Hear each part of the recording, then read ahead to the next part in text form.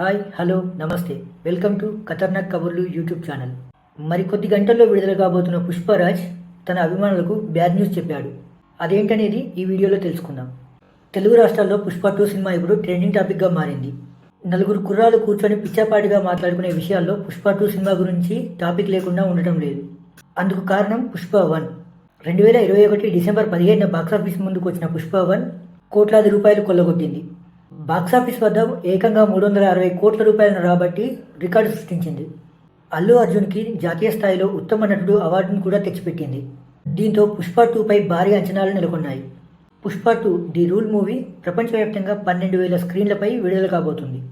ప్రేక్షకుల వినోదాన్ని రెట్టింపు చేయడానికి ఈ సినిమాను 3D ఫార్మాట్లో కూడా తీసుకురావాలని చిత్ర బృందం భావించింది. ఇందులో భాగంగానే 3D వర్షన్కి సంబంధించిన టికెట్లను కూడా అందుబాటులోకి తెచ్చింది. చాలామంది పుష్ప 2 సినిమాను 3Dలో చూడడానికి టికెట్లను కొనుగోలు చేశారు.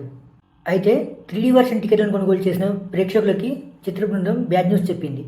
ఈ సినిమాకు సంబంధించి 3D వర్షన్ వర్క్ ఇంకా కంప్లీట్ కాలేదంట.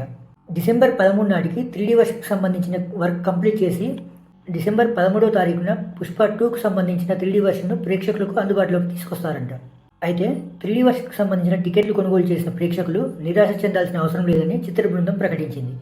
3D వర్షన్ షోలను క్యాన్సిల్ చేయకుండా 3D వర్షన్ షోల స్థానంలో 2D వర్షన్ షోలను ప్రదర్శిస్తామని చిత్ర బృందం ప్రకటించింది. అంతేకాకుండా 3D వర్షన్ కోసం వసూలు చేసిన అదనపు మొత్తాన్ని రీఫండ్ రూపంలో తిరిగి చెల్లించనున్నట్టు చిత్ర బృందం ప్రకటించింది.